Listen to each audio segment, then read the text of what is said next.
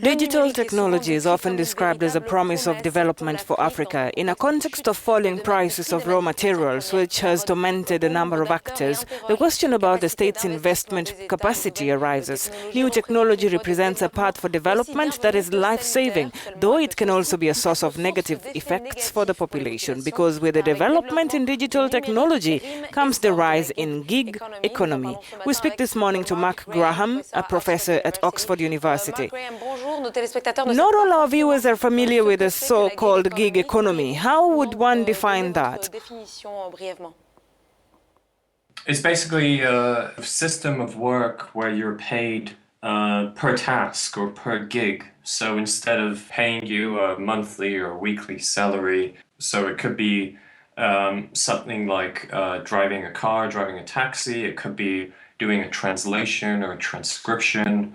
It could be almost anything imaginable, where you're essentially paid in small increments for small tasks rather than larger chunks of work. In most cases, you're not directly employed by your client and you're treated as a self-employed worker. Now, Graham, at a recent speech at the Uni Africa conference in Dakar, Senegal, you pointed out that the negative effects of the gig economy in the digital era. Now, why is it dangerous for Africans?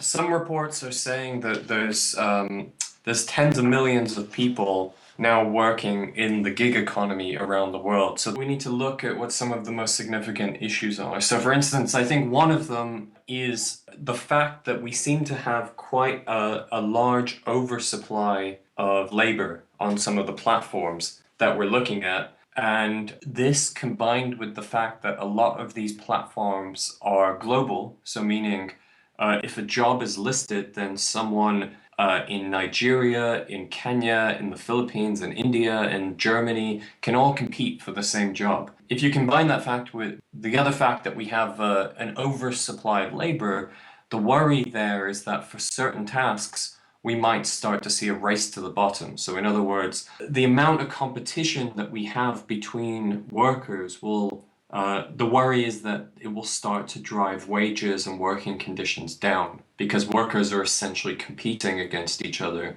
for lower and lower wages. You have also mentioned an alternative system that will benefit independent workers and protect their rights.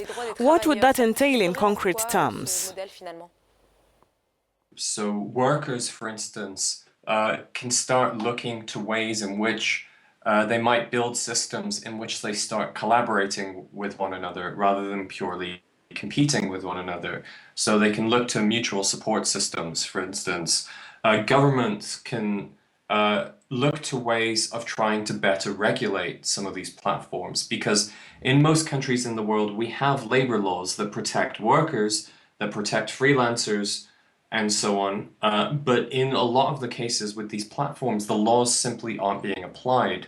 And then we can also look to changes platforms themselves could make. So there's a growing movement to build what some people are calling platform cooperatives. So platforms that are made by and made for the workers, where the workers have essentially ownership, co-ownership of the platform rather than the platform exploiting the workers.